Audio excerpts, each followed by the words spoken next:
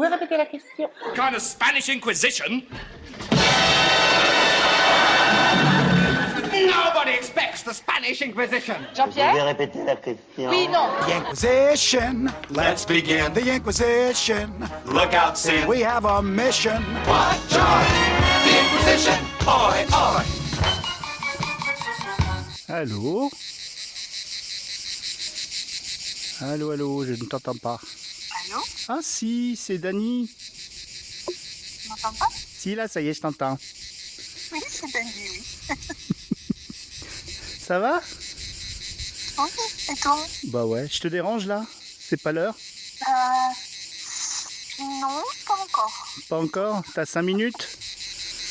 Oui, j'ai 5 minutes. C'est pour... est-ce que tu peux répéter la question, le podcast où je pose une question existentielle et philosophique et tu n'as que 5 minutes pour répondre? Vas-y.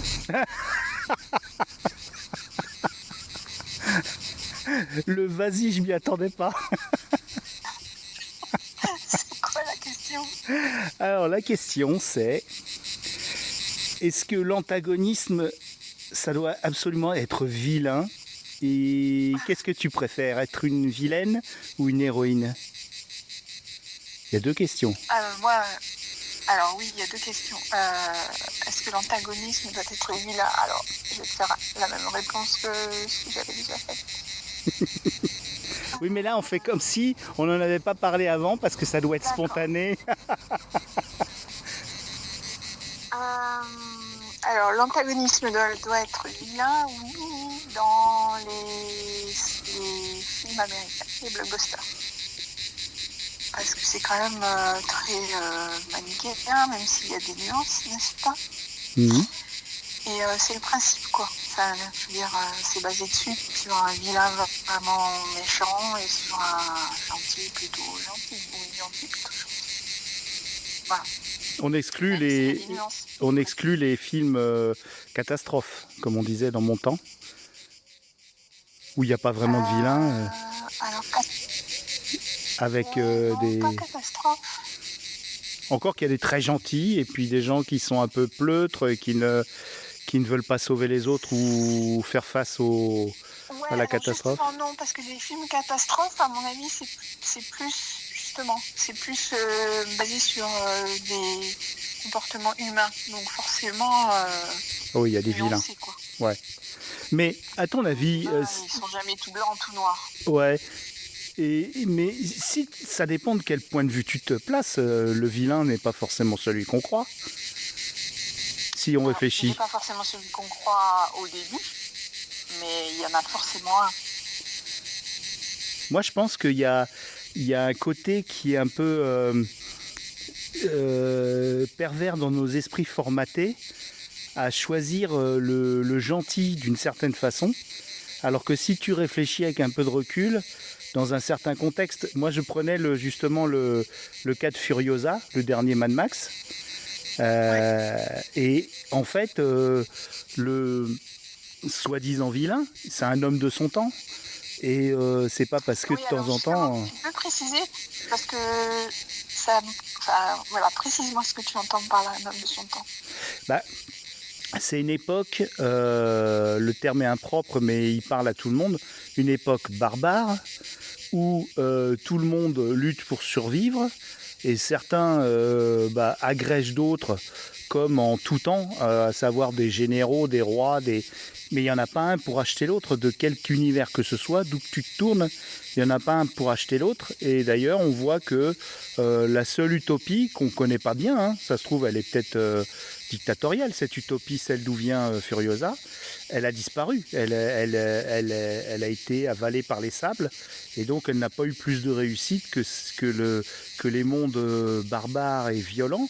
Et en fait, quand tout le monde est violent, là, est-ce que il y a des vrais vilains et des vrais gentils si on regarde les temps passés? Qu'est-ce que tu en penses? Alors moi, je dirais que j'ai pas eu cette lecture-là de Furiosa. Pour moi, là d'où elle vient, c'est vraiment un Éden, hein. Aussi bien sur le plan géologique, enfin sur le côté oasis, Mhm. mais aussi sur le comportement des gens. En tout cas, de l'extérieur, enfin, du peu qu'on en voit, j'ai pas eu l'impression que c'était une dictature.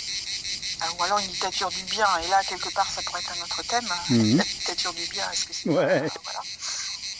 Mais si elle a disparu, en tout cas moi c'est ce que j'ai compris, j'ai pu me tromper, c'est justement parce qu'à un moment donné, il y a des, entre guillemets, méchants qui ont voulu s'approprier cet Éden-là, ce paradis-là. C'est pour ça qu'elle s'est fait enlever aussi, Furiosa, à la base. Oui, à la base, ouais. Voilà. Et en fait, moi, ce que je reproche, entre guillemets, parce que c'est pas un gros reproche, mais aux méchants, enfin... On peut dire quand même que c'est le méchant, on est d'accord, Mhm. Chris Hemsworth. Hein. dans l'histoire. Ouais, je me souviens déjà plus de son nom. Ouais, je me Le souviens. personnage qu'il Ouais. incarne. Et moi, ce qui me dérange, c'est qu'au début, il joue l'espèce de papa protecteur, bien qu'elle ait été enlevée et que sa mère est décédée à cause de ce qu'ils ont fait quand même. Quoi. Ouais. Ils ont fait une orpheline et une déracinée. Et il se pose comme un papa bienveillant qui lui a appris toutes les ficelles du métier. En gros, c'est un peu ça qui ressort. C'est-à-dire, il lui a appris à survivre, alors qu'elle n'avait pas besoin de ça. Elle était dans un environnement qui était protecteur, safe. Enfin, si on l'avait pas enlevé, elle n'aurait pas eu besoin de survivre. Tu vois ce que je veux dire? Mais lui, il le savait pas d'où elle venait. Il n'en savait pas. Si, quand il la ramène, quand ses acolytes la ramènent, ils savent très bien d'où elle vient. Il parle d'un lieu de... comment ils disent? Un lieu de plénitude, enfin, où il y a plein de choses à piller quelque part. Ouais. Oui, bien sûr. Un lieu d'abondance, ouais. Mais c'est vrai que c'est... Ouais, moi j'ai plus de tendresse par rapport à un monde qui rappelle... En fait, si tu veux, c'est ce rôle à la limite de père et de père de substitution, si ça avait été un peu plus sérieux, enfin c'est pris au sérieux, en fait il le prend pas au sérieux pour autant. Pour lui, j'ai l'impression que tout le long du film, il s'amuse en fait de tous les rôles qu'il joue. Il est juste là pour survivre. Enfin, en fait, moi, je l'ai trouvé pas très consistant. Comme personnage. Mais au niveau des vilains dans les blockbusters, justement, je pense que tout est pareil. Peut-être que nous, on veut pas forcément des vrais vilains, mais des gens qui sont pas vilains, en fait, quelque part. Qui sont des gens qui justifient un peu certains moyens extrêmes, mais qui sont en fait le reflet aussi des moyens de la partie adverse. Des soi-disant gentils. Souvent dans James Bond, c'est ça. Hein. Le gouvernement britannique fait des saloperies, le vilain fait des saloperies, qui sont ni pire ni meilleures. Et c'est vrai que le manichéisme, je le vois de moins en moins dans les trucs. Moi, c'est bizarre. Hein. J'en ai tellement marre aussi, il faut dire. Je sais pas toi. Ouais, je sais pas. Moi, je donnais comme exemple vraiment le dernier grand vilain, enfin, mais vraiment, parce qu'il y a j'ai pas le souvenir qu'on puisse dire qu'il a un côté gentil, entre guillemets, et qu'il a des nuances. C'est vraiment ce personnage-là de mafieux russe qui est joué par Kenneth Branagh dans Tenet. Et Tenet, c'est un blockbuster, enfin, typique. Ouais, c'est un Nolan quand même, malgré tout. Et puis il est dur comme film. Hein. Je sais pas. Ouais, il est dur. Hein. Il est compliqué. Hein. Tu vois, je me souvenais même plus de lui. Oui, mais ça reste une trame de blockbuster. Ouais, c'est vrai. Et ben ça, c'est un méchant. Pour moi, ça, c'est un vrai méchant. Il est vraiment excellent dedans. Et ça, c'est un vrai méchant. Oui, puis on confond la méchanceté avec le mal en lui-même. On confond les deux. Ouais, bon après c'est pas un tendre non plus, hein, mais ça c'est un vrai méchant, comme parce qu'il y a aussi effectivement la référence à Max. Max au début, notamment dans le premier, c'est un flic quoi, donc a priori un flic il n'est pas méchant entre guillemets. Hein. Ouais. On va dire ça. Mais pourquoi est-ce qu'il devient méchant? Parce que c'est dû à une vengeance et parce que quelque part le contexte est très basé sur une espèce d'atrocité humaine. La perte de sa femme et de son gosse, ça se fait d'une façon horrible, si tu veux, quoi. Donc c'est en réaction à ça. Il y a quelqu'un qui est hors limite, quoi. Et c'est pour ça que ça devient un héros, et quand même, ça reste quand même le bon gars, enfin le gars bien, parce que parce que même si c'est de la vengeance, comment dire, on lui a fait du mal, quoi. Tu vois ce que je veux dire? Ouais, il lui reste quelques scories de, on va dire, de miséricorde Ça, par rapport ça, à ses c'est victimes. l'essence Ouais, du premier, ça c'est l'essence du premier Mad Max, c'est que le premier Mad Max, il se passe, bon, pas réellement dans un post-apo, enfin je veux dire, C'est l'effondrement. c'est l'effondrement, mais ce qui se passe, ça aurait pu se passer à n'importe quel moment dans l'histoire de l'homme, quoi. Mhm. C'est juste une atrocité, une vengeance quelque part. Mm. Après, oui, ça tombe dans le post-apo, et du coup, c'est chacun pour soi, et qu'est-ce qui fait qu'on aide ou qu'on n'aide pas, ou qu'on est égoïste ou pas égoïste, etc. Ça, c'est sûr.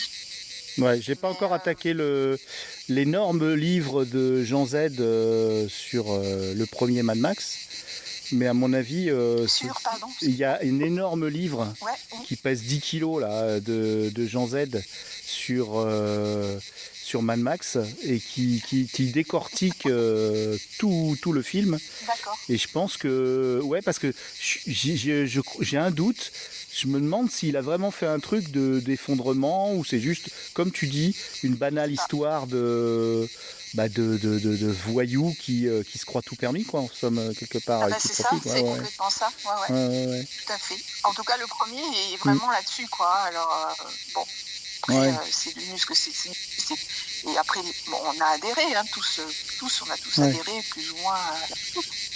Oui, parce qu'on peut rapprocher ça aussi du assaut de Carpenter, qui pourrait presque être dans ce même univers, où tu vois des bandes de gens sans foi ni loi qui submergent ce qui reste des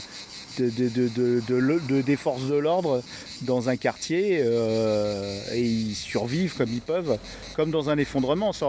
Assaut 2 aurait pu se passer comme Mad Max 2 dans un univers post-apo. Il y a quelque chose comme ça. Je connais pas Assaut. Oh, t'as pas vu Assaut? Oh mon Dieu. Ah ouais. Moi, je trouve que, contrairement à ce que tu disais, que c'est de moins en moins manichéen, moi je trouve pas. Après, ah non, je dis, moi j'appelle de mes voeux quelque chose de moins en moins manichéen, j'en peux plus. Justement, ouais. Moi, je dirais qu'il y a une tendance qui me dérange beaucoup depuis quelques années, ça fait même assez longtemps, et c'est en fait le fameux méchant ou vilaine, quoi, qui n'est pas assumé. C'est-à-dire... Ah, c'est l'inverse, d'accord. Toi, ouais. Ouais, c'est-à-dire qu'on lui trouve toujours des excuses, quoi, quelque part. Que s'il est devenu ce qu'il est devenu, un sadique, et le meilleur exemple, c'est le Joker, parce que... Alors après, moi, je sais pas, je connais pas les comics, je sais pas comment il est... Si on parle de son passé et tout ça, mais en tout cas, le film avec Joaquin Phoenix, je trouve que presque on l'excuse, tu vois. On excuse son sadisme, on excuse ses atrocités, quoi. Comme tous les films Psychose et la série. Ouais, comme tous les films qui ont suivi le premier Psychose, et comme la série Bates Motel, où on décrit comment un monstre peut se construire, quoi, tout bonnement. Hein. Alors, comment un monstre peut se construire, ça, voilà, il y a bien sûr que c'est souvent malheureusement un problème, voilà, qui survient dans l'enfance, un trauma. Mais est-ce que le fait qu'un monstre qui est devenu comme ça dans sa construction d'être humain continue à l'être en tant qu'adulte, alors que normalement dans le principe d'être adulte, on doit pouvoir évoluer, faire ses choix. Alors on me dira oui, mais s'il a des traumas justement, il ne peut pas faire ses choix, il continue avec le monstre qu'il a été parce que voilà, il a été construit comme ça. Mais en tout cas, t'en as marre des gens qu'on excuse. Toi, tu veux du vrai vilain qui sont vilains parce qu'ils l'ont choisi presque. C'est pas que j'en ai marre, et c'est pas forcément que je veux des gens sadiques de base, de nature sadique, quoi. Mais, toi, t'aimes les... Justement, ça amène à la deuxième question. Tu préférais être une vilaine ou une héroïne? C'est plus les excuses, du coup. C'est plus les excuses qu'on en fait après pour justifier leur comportement. Et ça, moi, j'avais mis un petit peu mal à l'aise dans le Joker. Bah, t'as pas fini parce que... Il est adulé par le public, parce que j'ai un vague souvenir lors de la Ouais. manifestation, lors de l'émeute. Et ça, moi, ça me gêne. Bah, il y a un côté Fight Club et un côté. Alors non, oui, enfin non. Ah, il détruit, il fait le 11 septembre avant l'heure, hein, quand même. Il détruit les tours, certes des banques, mais c'est quand même. Il y a quand même des morts au passage. Hein. Il y a toujours un côté un peu. On le fait, mais pour une bonne raison. Ouais. Oui, Joker, il a aucune raison, lui. Non, aucune. Si ce n'est de se venger de la société qu'il estime être responsable. Ouais. Responsable, tout à fait. Tout à fait, ouais. Mais t'as pas fini parce qu'il y a le 2 là qui sort avec sa. Je suis pas sûre que je dirais le mot. Ouais. Je sais, avec Lady Gaga, ouais, mais je sais pas. Ah, en tout cas esthétiquement ça peut valoir le coup. Ouais, ça doit être. Et toi, tu préférais être une vilaine ou une héroïne? Ah non, une héroïne, moi, c'est en contexte. Moi, je suis pas quelqu'un qui. Comment dire, qui prend le contre-pied de ce que je suis. Alors, je dis pas que je suis une héroïne dans la vie, mais moi, j'ai beaucoup de mal à. Je suis quelqu'un d'entier, j'ai beaucoup de mal à prendre le contre-pied de ce que je défends dans la vie, quoi. Même si c'est pour incarner un personnage. J'ai énormément de mal. Beaucoup de mal. En tout cas, moi je te connais pas non plus intimement, mais en tout cas pour moi, tu es une héroïne. Enfin, moi j'ai l'image de toi d'une héroïne, c'est vrai, ça m'aurait très déçu. Parce que tu t'occupes de gens et sans rentrer dans des détails intimes, non, tu es une héroïne. Tu donnes, tu fais ta part, comme on dit. En fait, moi, tu sais, il y a un truc, c'est que je pense qu'on n'est pas assez nombreux sur Terre. Voilà. Tu t'en fais partie. Moi, je connais beaucoup de gens dans mes cercles à moi, mais à l'échelle humaine, je trouve qu'on n'est pas assez nombreux, justement. Pas forcément les héros dans le sens héroïque. Non. Mais dans le sens oui. tout simplement. Mais c'est toujours C'est toujours du point de vue. Le problème, c'est du point de vue où on se place. Et tu peux avoir des gens qui pensent faire le bien. Ouais, tu m'entends? Excuse-moi. Tu m'entends encore? Tu es toujours là? Ouais, je suis là. Tu m'entends? Ah, je crois que tu m'entends plus. Allô? Ah, j'ai pas bougé pourtant.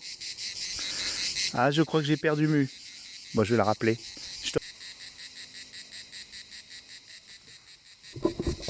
Allez, go.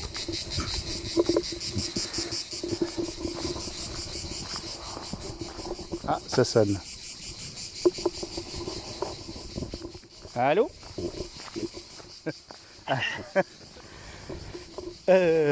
Ça va? Oui. Allez, bisous ma grande. Ciao. J'ai pas pu lui dire au revoir proprement. C'est les choses qui arrivent quand on est en rando. Pourtant j'étais à la mairie de Sainte-Colombe de Villeneuve-sur-Lot. Et je recevais un peu quoi. Bon, c'est pas grave. Je lui ai fait un bisou en écrit.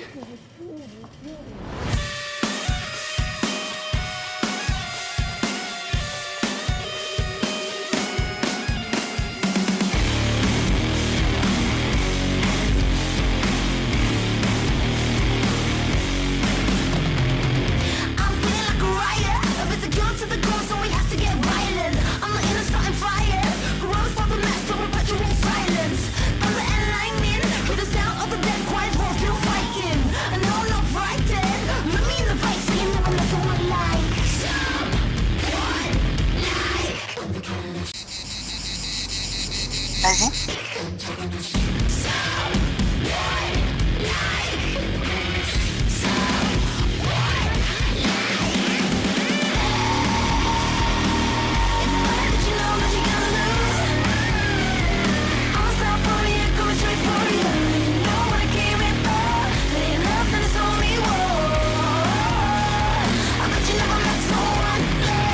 En fait, moi, j'ai trouvé pas très consistant.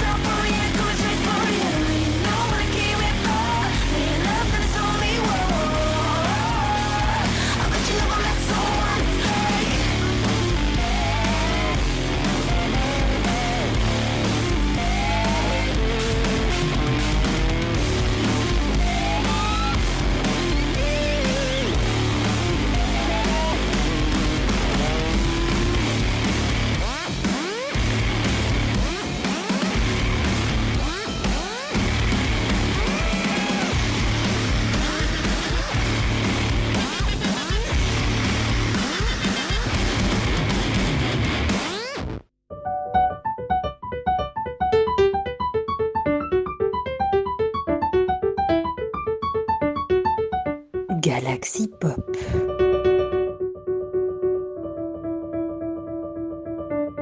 Un label libre et dirigé pour vous, par vous, selon vos besoins et adapté à vos besoins. Galaxy Pop, votre label, vos choix.